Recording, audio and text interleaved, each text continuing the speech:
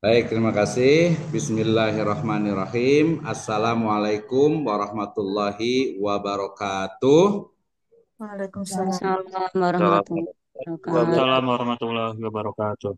Alhamdulillahirabbil alamin wassalatu wassalamu ala asrafil anbiya'i wal mursalin habibana wa nabiyyana wa sayyidana wa maulana Muhammadin sallallahu alaihi wasallam wa ala alihi wa ashabihi wa man tabi'ahum bi ihsanin ila yaumiddin wa ba'd.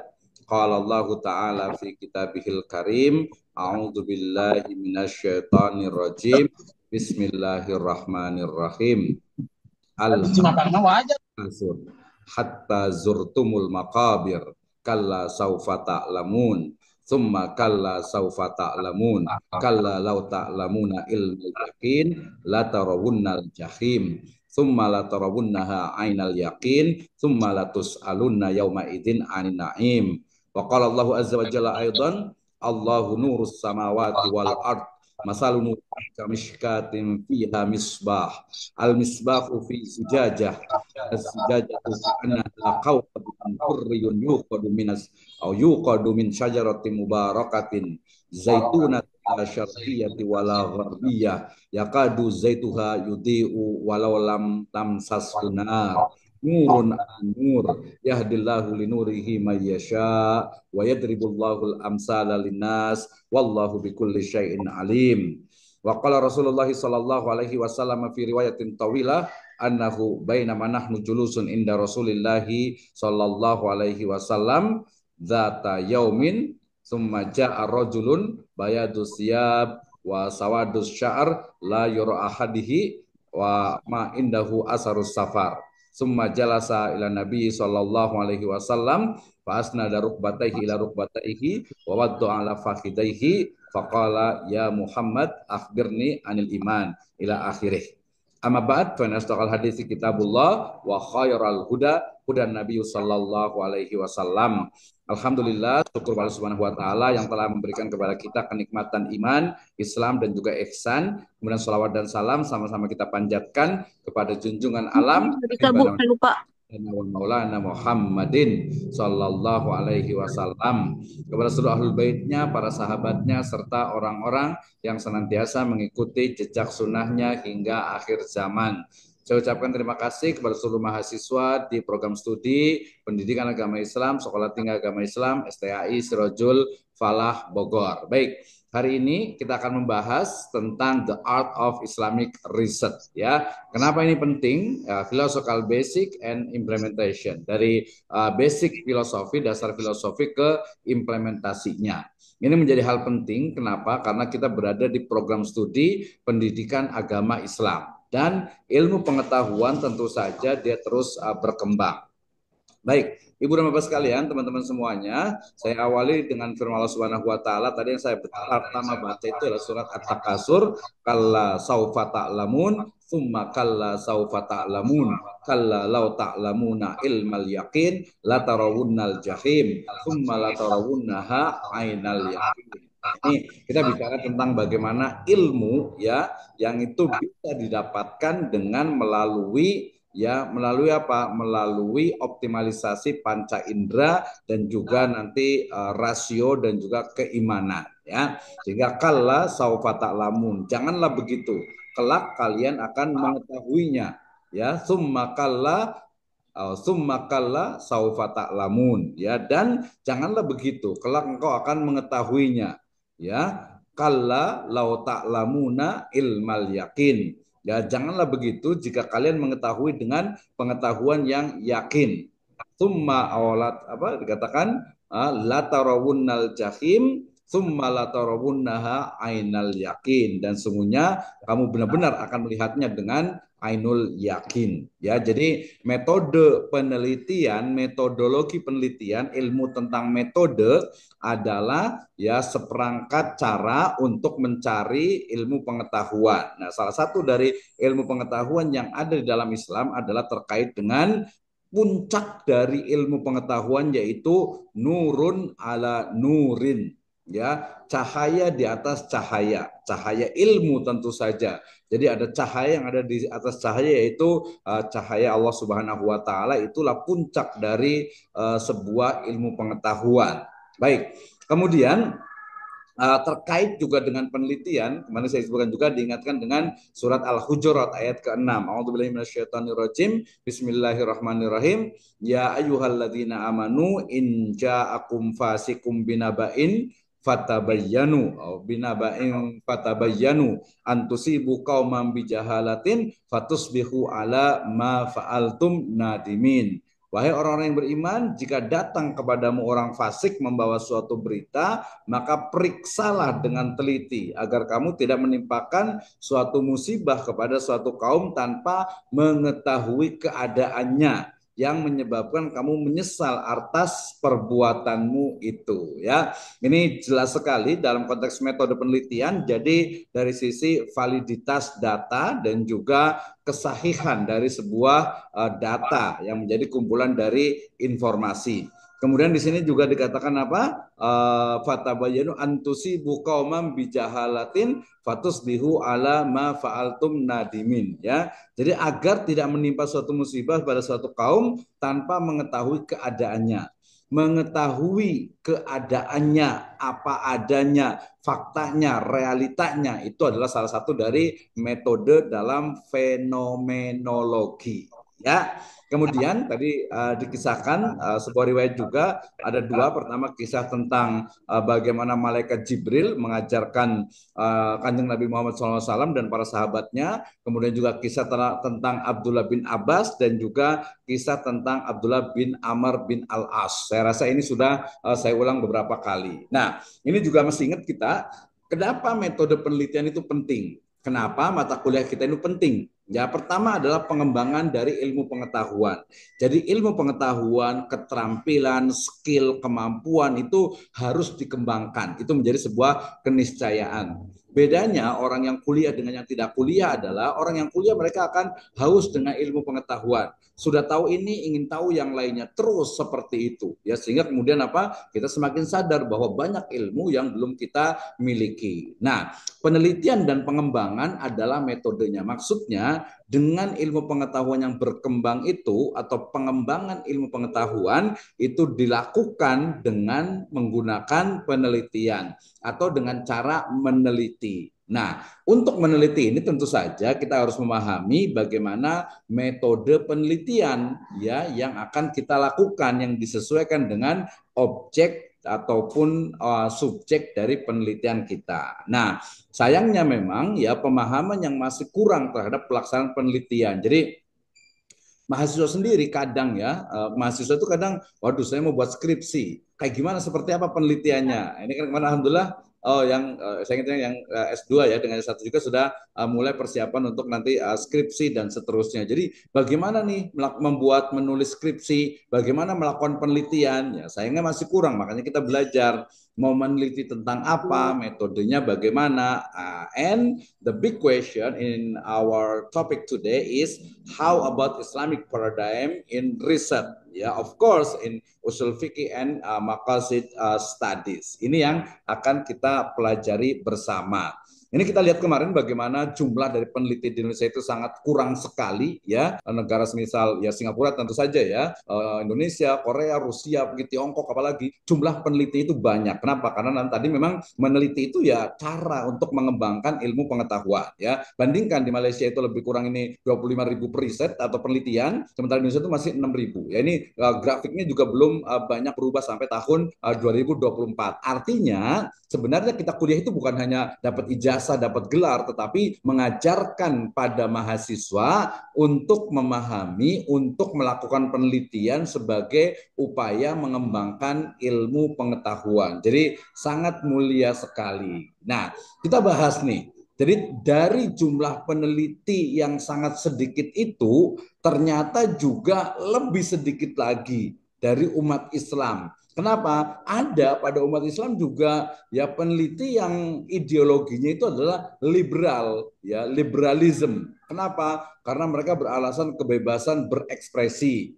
Atau kadang juga taklid buta dengan apa, teori-teori dari Western misalnya, tanpa menyesuaikan dengan budaya di Indonesia, tanpa menyesuaikan juga dengan apa, keyakinan Islam. Ada juga ya paradigma atau pemikiran yang sifat itu sekulerisme, di mana memisahkan antara agama dan dunia. Ya udah, masalah pendidikan ya pendidikan saja, nggak ada kaitan dengan agama. Masalah ekonomi ya ekonomi saja, masalah kerja ya masalah kerja, nggak ada kaitan dengan agama. Masalah jabatan pekerjaan gitu ya, masalah pasar, masalah mencari rezeki dan lain sebagainya, ya politik dan lain sebagainya tidak ada kaitan dengan agama. Nah, itu adalah sekulerisme. Termasuk menganggap bahwasannya ini Pak Misno aneh ya, kok penelitian kok pakai ayat segala sih? Ya statistik pakai ayat, kemarin kemudian yang kaitan dengan desain pembelajaran, ya pengembangan SDM syariah, SDM juga pakai ayat juga. Iya, karena apa? Karena saya meyakini bahwasannya agama Islam itu bukan hanya ritual. Agama Islam itu bukan hanya peribadahan, tetapi juga mengatur masalah ya interaksi antara manusia dengan manusia yang lainnya, manusia bahkan dengan hewan, dan manusia dengan semesta. Sehingga kemudian sekulerisme itu jelas tidak ada di dalam Islam. Karena dalam Islam itu yang ya'lu wala yu'la itu membahas seluruh sendi kehidupan manusia. Nah, kemudian dari yang liberal, yang sekuler, ada juga yang sinkretisme. Ya, ini yang mungkin menganggap pluralisme agama, semua agama itu benar, gitu ya. Kemudian juga ada unsur akulturasi akidah, gitu ya. Nah, ini juga terjadi juga sehingga semakin sedikit nih, ya. Nah, kalau mahasiswa dan juga ada beberapa dosen nih biasanya ideologinya pahamnya itu apa? Pragmatisme, di mana ya meneliti, menyusun skripsi, tesis, disertasi, membuat penelitian, yang penting itu adalah menyelesaikan kewajiban. Kewajiban sebagai dosen, kewajiban sebagai mahasiswa, ya agar jadi sarjana, agar jadi master, agar jadi doktor, ya atau mungkin menyelesaikan BKD-nya, beban kerja dosen, udah. Itu paham pragmatisme, ya. Nah, kalau begitu ya dari ada yang liberal, ada yang sekuler, ada yang sinkretis, ada yang pragmatisme, maka dicari nih peneliti yang salimul akidah, sahihul ibadah, wa salihul muamalah. Bagaimana? Nah, ini kemarin kita sudah bahas nih, masih ingat nih ya. Jadi bagaimana ternyata dalam penelitian itu ternyata bukan hanya sesuatu yang kosong. Jadi kalau ada penelitian yang mengatakan bahwa itu adalah objektif, ya tentu saja perlu dipertanyakan. Ya, for example, misalnya sebagai contoh penelitiannya siapa? Misalnya Charles Darwin ketika meneliti tentang asal usul manusia itu dia itu bukan kosong, tapi berangkat dari ideologi materialisme. Apa itu materialisme? Materialisme itu adalah ideologi atau paham yang menyatakan bahwa segala sesuatu itu bersumber dari sebuah materi dengan teorinya sebab akibat, kausalitas. Sehingga ya preposisinya, hipotesisnya adalah tidak mungkin manusia itu ada dengan sendirinya. Ya, sementara kalau dalam agama kita meyakini bahwasanya Nabi Adam alaihi salam itu adalah manusia pertama yang diciptakan tanpa ayah dan ibu dan bukan dari sebuah hasil evolusi. Nah, ya, jadi penelitian ya apalagi kalau saat ini ya mungkin kalau ranah praktisnya nih, ranah praktisnya itu biasa sekarang lagi pilkada ya, sebelumnya ada pilpres dan sebagainya, itu banyak sekali hasil penelitian. Ya, di situ adalah polling lah, ada survei apa tuh ya, elektabilitasnya dari calon dan sebagainya. Itu penelitian. Kalau dia tidak jujur, nah sayang sekali gitu ya. Harusnya ya jujur lah, misalnya nih di Kabupaten Bogor mau pilkada nih ya, pemilihan bupati, Jawa Barat juga gubernur. Ini harus ada pusat penelitian yang betul-betul jujur apa adanya. Nah, kebanyakan sebagaimana kita tahu itu kebanyakan penelitian yang survei itu elektabilitasnya itu sering sekali ada bayarannya ya, sehingga ya sayang sekali samplingnya kemudian juga populasinya ya itu kurang tepat, sehingga tadi saya katakan penelitian kebanyakan itu dipengaruhi oleh ideologi dan kepentingan dari peneliti. Baik, Ya, ini tadi unsur-unsur tentang paradigma. Saya rasa ini kita kemarin sudah bahas tentang basic assumption, tentang values atau etosnya, kemudian analoginya, sampai kepada problem dalam penelitian, kemudian konsep yang akan diteliti, ya sampai riset metodenya, dan juga analisis dalam metodenya. Kan meneliti itu simpelnya ada masalah, kemudian kita cari kebenarannya, kemudian baru gunakan metode yang tepat dan disimpulkan. Ya hari ini misalnya tadi saya diskusi dengan teman itu terkait dengan misalnya apa ya, isu-isu yang belum tentu kebenarannya, dan itu harus diselesaikan dengan benar, ya dengan benar gitu. Misalnya seperti apa sih sebenarnya konflik di Palestina dengan Israel itu, seperti apa sebenarnya keadaan sekarang itu seperti apa. Ya kemudian juga pilihan dalam misalnya pilkada gitu ya, atau mungkin ilmu pengetahuan ya, kemarin yang kita sudah alhamdulillah sama-sama selamat itu di COVID-19. Ini virus itu kayak gimana sih sebenarnya, kok sampai garangnya ya, sampai semua itu harus apa, harus di rumah dan lain sebagainya. Sekarang padahal virus itu tetap ada, tapi kok berubah. Ya itu nanti ada unsur politik dalam kesehatan. Ya dalam ilmu pengetahuan juga sama. Ya dalam ilmu pengetahuan juga sama. Misalnya, oh ya, yang konsep-konsep kemarin lama itu tentang benar nggak sih manusia itu sudah sampai ke bulan? Ya, benar tidak sih istilahnya itu bumi itu kemarin itu bulat atau elips gitu ya? Betul tidak sih bintang itu, kalau keyakinan dalam Islam itu bintang-bintang itu menjadi apa istilahnya itu alat untuk melempar syaitan yang mencari istilahnya itu berita dari langit. Betul nggak sih peristiwa Isra Mi'raj? Ya betul lah ya. Isra Mi'raj itu Nabi itu bertemu dengan para nabi di langit pertama, kedua, ketiga, dan seterusnya. Nah, kebenaran-kebenaran itulah yang mestinya memang diteliti ya, untuk kita melihat ini betul atau tidak nih ya. Termasuk isu-isu misalnya yang terbaru ini kita sebutkan nih, misalnya isu tentang apa, salah satu politisi itu yang lulus S3 itu cuma 18 bulan. Ya ada isu katanya itu plagiarisme. Nah, untuk mengetahui benar atau tidak ya nggak bisa kita asal dapat satu informasi dan sebagainya. Ya apalagi tadi inja akum fasikum binabaim fatabayyanu. Maka harus diteliti, harus diperiksa sesuai dengan apa?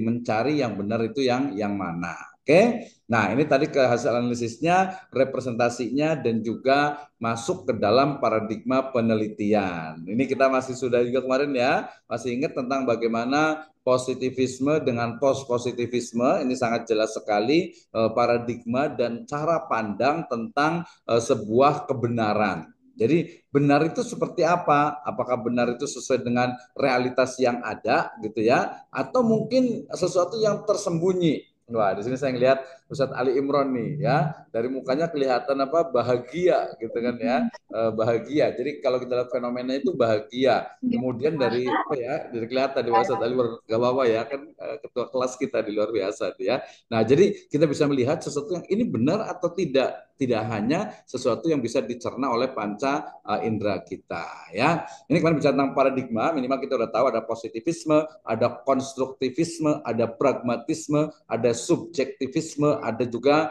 teori kritis ya.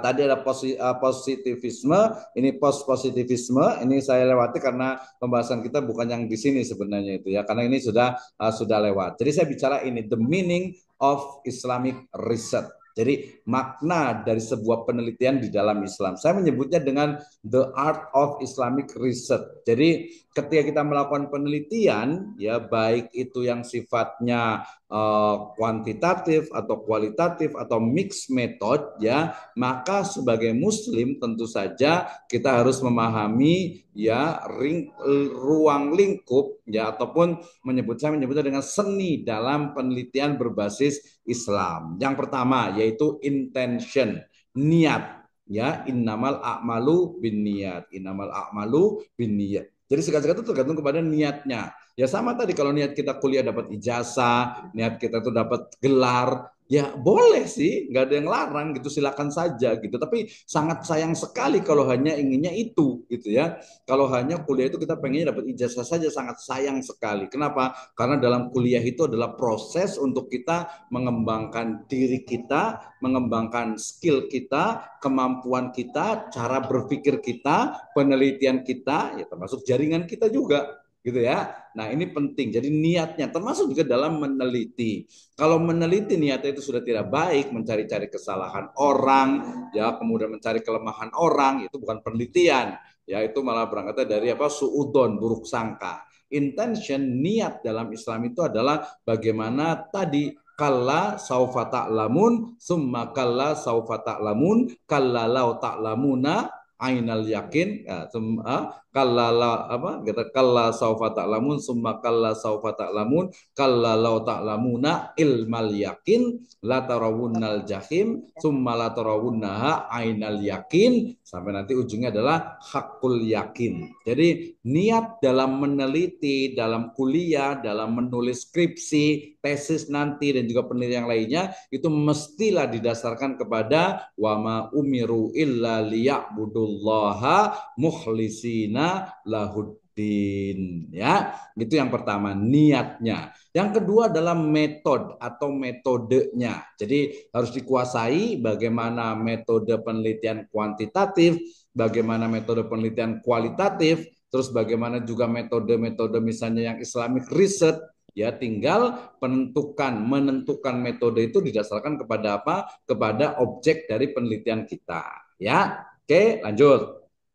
Tujuan, ya, goals. Artinya apa? Bahwa dalam penelitian ada tujuan jangka pendek, jangka menengah, dan juga jangka panjang. Hampir sama dengan niat, ya. Kalau niatnya itu kita selesai, ya udahlah, yang penting selesai dapat ijazah S1 dari Sirajul Falah, ya udah selesai gitu. Kalau niatnya kita panjang, ingin mendapatkan ridho dari Allah Subhanahu wa taala gitu ya, ingin mendapatkan surganya karena ini adalah bagian dari talibul ilm, man salaka tariqan yaltamisu fihi ilman sahalallahu lahu bihi tariqan ilal jannah, ya, maka apa? Ya, goal itu sudah jelas. Goal utamanya adalah ridho Allah Subhanahu wa taala. Goal jangka menengahnya mungkin kita bisa lulus, ya. Kemudian goal yang pendeknya sekarang ini adalah kita bisa banyak belajar tentang din, tentang agama kita, ya. Kemudian berikutnya researcher, peneliti. Ini juga penting. Bagaimana karakter dari seorang peneliti. Hampir sama dengan seorang ilmuwan, seorang alim ulama,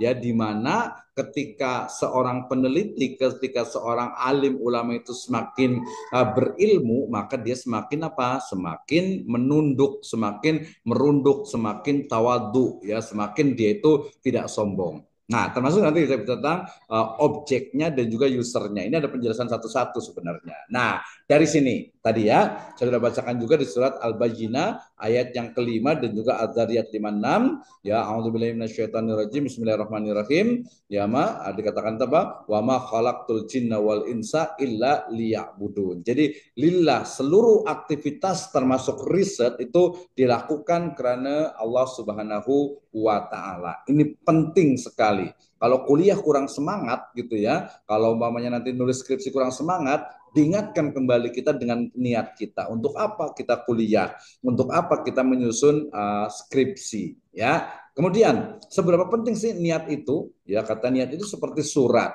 Ya, salah tulis alamat akan sampai salah tempat. Ya, jadi pastikan niat Anda itu tepat. Ya kan ya? Kemudian niatnya betul dan caranya pun betul. Ya, jadi niat baik saja itu tidak mencukupi. Begitu juga cara saja yang betul tidak memadai, apalagi kalau kedua-duanya tidak betul, ya. Maka niat yang baik mesti niat yang betul di sisi Allah, cara yang betul mesti cara yang betul di sisi Allah Subhanahu wa taala. Ya, jadi dari runyemnya kehidupan maka luruskan niat. Jadi niat itu diluruskan. Nah, seperti itu ya. Ini ketika bicara tentang seberapa penting niat. Yang kedua adalah metode, ya. Metode itu apa? Ya mestilah, ya, ketika kita bicara tentang ilmu, ketika kita bicara tentang penelitian, maka mau tidak mau harus merujuk kepada wahyu dan juga kemaslahatan. Ya, Allah Subhanahu wa taala berfirman, a'udzubillahi minasyaitonirrajim, bismillahirrahmanirrahim. Wa ma kana lil mu'minin wala mu'minatin idza qadallahu wa rasuluhu amran ayyakuna khiyaratun an amrihim wa may ya'sillaha wa rasulahu faqad dhalla dhalalan mubina au dhalalan ba'ida. Ya, jadi harus jelas kita nelitinya itu pakai metode seperti apa, bukan hanya ikut-ikutan saja. Ya, tapi kalau S1 ya awal-awal nggak apa-apa lah ya belajar, tapi berupaya ya. Nah, berbasis metode ilmiah. Kemarin kita sudah bahas ya ada kebenaran ilmiah, kebenaran alamiah, dan kebenaran ilahiyah. Mengambil yang maslahat dari metode yang dikembangkan oleh ilmuwan Muslim. Kenapa? Karena banyak sekali metode yang memang sering sekali tidak selaras juga dengan nilai-nilai Islam. Nah, di sini ya kalau kita bicara tentang positivisme, itu adalah realitas dapat dipahami secara real, karena dia memang kebenarannya itu adalah dengan numbers atau dengan angka. Sementara post positivism itu adalah realisme kritis, jadi realitas itu nyata namun biasanya tidak sempurna dan dimungkinkan atau memungkinkan untuk dipahami. Ya, nah, epistemologi bukan berarti kalau ontologi itu di filsafat ya masih ingat ya, ontologi itu keberadaannya, epistemologi itu teori ilmu pengetahuannya, sampai kepada metodologi, ya metodenya. Metodenya itu kalau positivisme ya pakai eksperimen, pakai istilahnya itu apa? Percobaan, eksperimen, manipulasi. Manipulasi di sini bukan manipulasi berbohong ya, tetapi manipulasi jangan salah nih jadi ya. Manipulasi itu sebenarnya eksperimen lebih tepatnya. Kemudian ada verifikasi atas hipotesis, nah ini kuantitatif. Kalau kualitatif itu modifikasi eksperimen, nah, kemudian juga kritik ganda, falsifikasi, dan juga hipotesis. Ini biasanya kualitatif. Kalau kritikal, dialogis dan juga dialektik. Serta nanti kalau yang konstruktivism itu adalah hermeneutik dialektik. Jadi kalau di kajian, kalau mungkin nanti baca buku atau metode penelitian yang dia ranahnya pendidikan dan sebagainya, hukum itu yang Islamic research itu hampir tidak ada ya. Nah, ini mappingnya dari paradigma penelitian. Jadi paradigma penelitian itu berdasarkan misalnya berdasarkan paradigmanya itu ada positivisme, ada post positivisme. Kemudian skema keilmuan ya yang dikonsep ini dalam Islam juga ada ilmu apa aja nih? Ilmu ulum qauliyah dengan ulum ya kauniyah. Nah, itu juga bagian dari epistemologi ilmu. Mudah-mudahan masih ingat nih. Goals, tujuan. Tadi udah jelas ya. Di Adzariyat 56, wa ma khalaqtul jinna wal insa illa liya'budun. Jadi ya tujuan kita meneliti, kuliah, menulis skripsi, itu ya karena Allah Subhanahu wa taala ini bagian dari ibadah. Apa itu ibadah? Ibadah itu adalah ismun jami'un likulli ma yuhibbuhullahu wa yardahu minal af'ali wa aqwali zahiran wa batinan. Seluruh aktivitas yang dicintai dan diridhoi oleh Allah Subhanahu wa taala.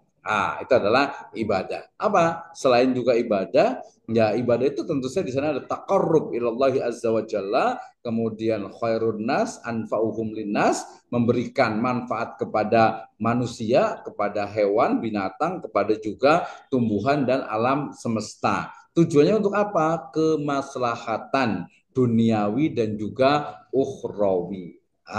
Ini the art of Islamic research.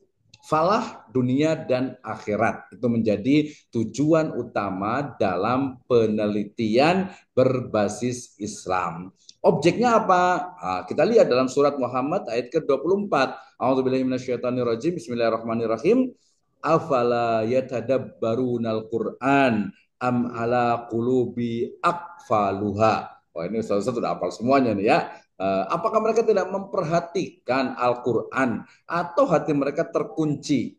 Berarti jelas ya, perintah tadabur Al-Quran itu berarti perintah meneliti Al-Quran dengan metode yang benar. Ya, jadi menjadikan Al-Quran sebagai objek penelitian dengan metodologi penelitian yang benar. Ya, bahkan dalam surat Shad ayat ke-29 ya, Allah Subhanahu wa taala berfirman, A'udzubillahi minasyaitonirrajim, kitabun anzalnahu ilaika mubarakan liyadabbaru ayatihi waliyatadzakkara ulul albab. Waliyatadzakkara ulul albab. Ada ulul albab di situ, ada liyadabbaru ya. Jadi tadabbur itu ya meriset, meneliti. Misalnya ada ayat nih, biasa kalau suami istri paham nih ya. Nah, misalnya ar-rijalu qawwamuna 'alan nisa bima faddalallahu ba'dakum 'ala ba'din wa bima anfaqu. Wah, ini kalau yang tafsir yang maskulin biasanya mengatakan laki-laki itu pemimpin bagi wanita. Oh, berarti wanita, perempuan tidak boleh menjadi pemimpin, gitu ya. Oh, kenapa? Karena suami itu harus bertanggung jawab nih, harus menjadi pemimpin. Nah, ya, padahal di situ bima faddalallahu ala ba'din wa bima anfaku. Jadi harus diteliti itu, apalagi kalau misalnya ada yang hafal nih surat Juz Amma. Ya, surat sama itu di Al-Fajr. Saya bacakan, A'udzubillahi minasyaitonirrajim. Bismillahirrahmanirrahim. Wal fajr walayalin asyr wasyaf'i wal watar wal laili idza yasr hal fi dzalika qasamul lidzi hijr alam taro kaifa fa'ala rabbuka bi'ad iromazatil imad. Wah, ini harusnya kalau kuliahnya langsung saya mau nanya nih. Iromazatil imad. Saya mau tanya ke siapa nanti ya. Apa sih terjemahan dari iromazatil imad? Ya, Iram, ya. Iram itu adalah satu suku bangsa. Zatil imad yang memiliki ya imad, ya imaduddin, imad, amud artinya itu tiang, ya. Berarti ya iromazatil imad ada kaum Iram sama ya ro dengan ra ya. Kaum Iram ya yang mereka itu memiliki tiang-tiang yang tinggi, yang besar. Oh, berarti bangunannya besar. Ini di mana? Ya, Al-Qur'an itu jelas ya, dia pasti benar. Ya, bahkan Nabi SAW juga menentukan wa mayantiku anil hawa in huwa illa wahyu yuha. Jadi di mana kota Iram itu, di mana peradaban Iram di masa lalu, dan seterusnya begitu banyak sekali objek penelitian dalam Al-Quran yang harus kita teliti. Of course dalam Islamic education, apalagi dalam pendidikan agama Islam. Saya selalu bacakan surat wa'allama adamal asma'a kullaha summa aradahum alal malaikati faqala ambiuni bi asma'iha faqala ambiuni bi asma'iha ula in kuntum shadiqin. Berikin ya, betul ya. Nah, kemudian juga mungkin di surat Al-Kahfi ya, kaifa tasbiru ala ma lam tuhit bihi khubra qala satajiduni insyaallahu sabira wala a'si laka amra. Panjang itu kisah tentang bagaimana bukan hanya pembelajaran tetapi proses untuk mencari sebuah kebenaran. Ya, makanya dikatakan itu apa?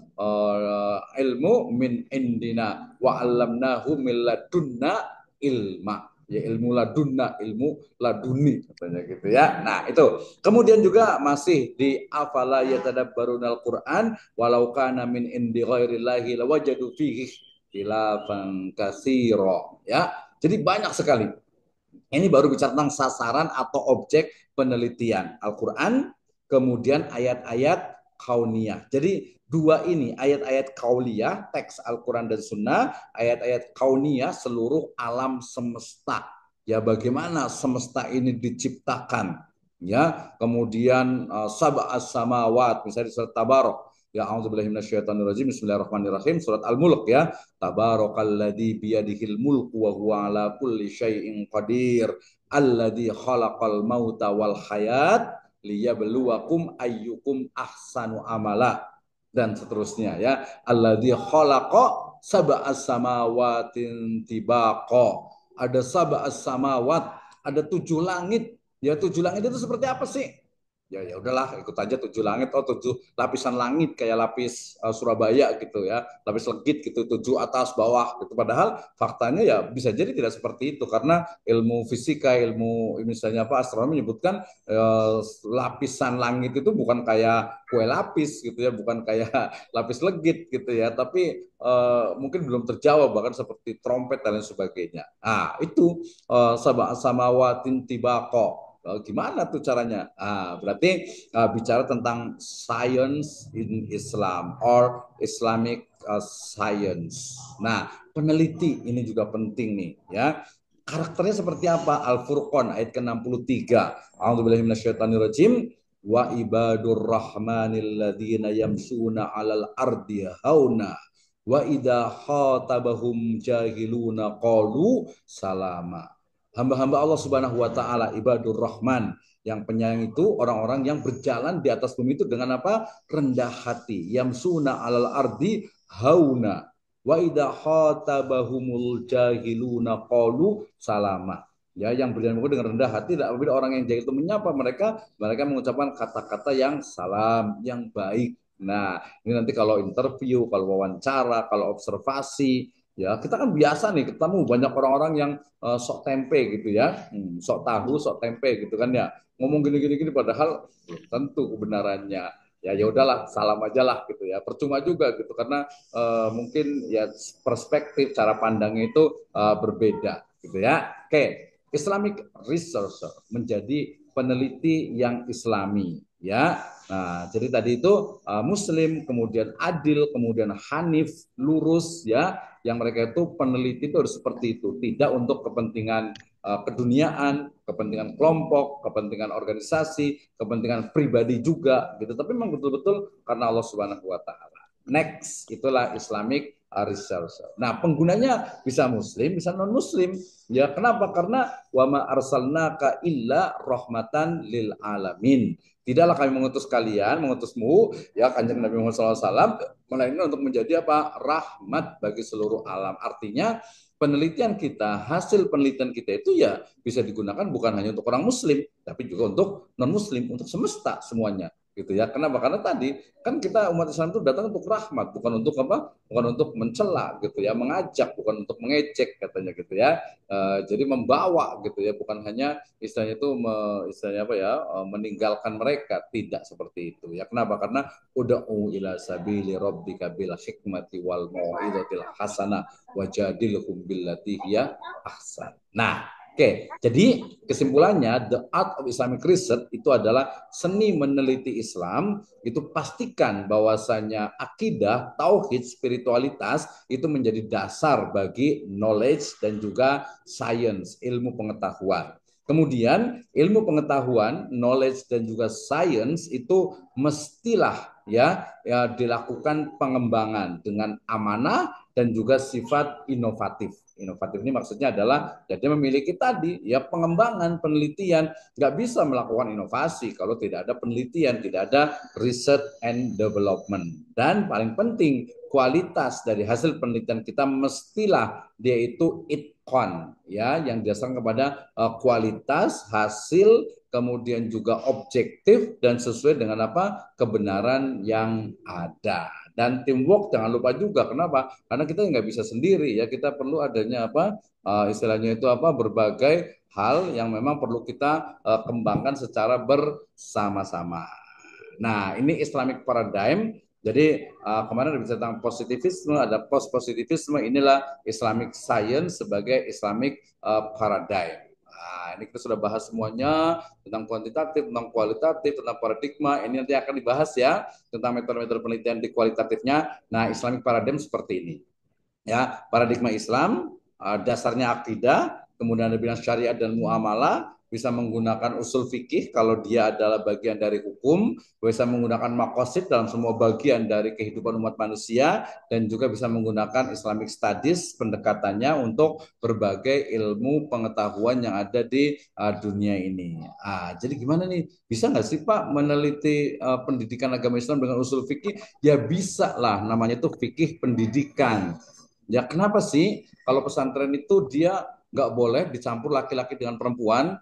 Ya pasti ada fikihnya gitu ya. Kenapa sih kalau guru laki-laki ngajar murid perempuan itu ya perlu hati-hati gitu ya. Hati-hati maksudnya itu ya nggak boleh bersentuhan gitu ya. Kalaupun nanti bersentuhan mungkin cium tangan dan sebagainya itu juga seperlunya. Ya kenapa? Karena memang ada aturannya dan umat Islam itu ya memang selalu biasa diawali dengan aturan. Makanya mungkin agak sedikit berbeda ketika menulis skripsi, judulnya adalah fikih pendidikan atau melihat fenomena fenomena pendidikan agama Islam dengan konteks apa fikih gitu ya, kan banyak sekali seperti itu gitu ya, termasuk mungkin ada ide gagasan misalnya nanti ada pesantren lintas agama misalnya gitu ya, dan lain sebagainya, atau mungkin di pesantren diajarkan apa tuh ya ilmu-ilmu yang mungkin tidak sesuai dengan Islam misalnya gitu kan ya, dan yang lainnya banyak lah ya.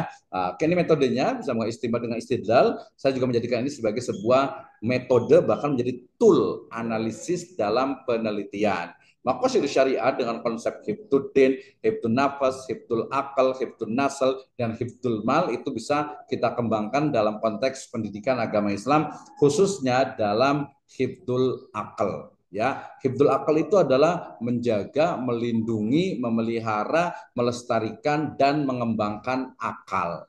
Ya, bagaimana akal itu dikembangkan? Ya jelaslah dengan pendidikan. Bagaimana pendidikan akal yang benar dirumuskan dalam pendidikan agama Islam. Konsep akal dalam bahasa Arab itu dia bukan hanya akal yang ada dalam otak ya, tetapi juga bicara juga tentang apa? Tentang hati, ya, tentang kepribadian, tentang psikologi, tentang kejiwaan dari ya manusia, khususnya nanti peserta didik dan umat Islam gitu ya. Bagaimana sih mengajarkan seorang anak ini, misalnya dari hifdzul akal itu mereka harus diajarkan, misalnya kita berdasarkan surat hadis ya, muru auladakum bisolati fi sab'in fadribuhum fil asyar ya. Jadi perintahkanlah anak-anak kalian itu sholat pada usia 7 tahun. Nah, 7 tahun sekarang itu berarti lebih kurang kelas 2 SD.